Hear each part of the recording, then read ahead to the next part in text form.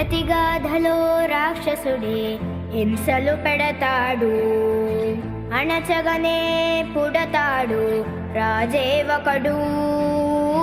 శత్రువునే కడదేర్చే పనిలో మన రాజు, హింసలనే మరిగాడు మంచిని మరిచే. ఆ నీచుడి అంతు చూశాడు, పంతంతో పోరాడి క్రోధంతో మారిపోయాడు. తానే ఒక రక్కసుడై సాధించే గుణం ఉండాలి, బలవంతుడైన ఎదిరించాలి. మీ ఓర్పు నేర్పునిక చాటాలి, గెలవాలంటే మన్నించాలి.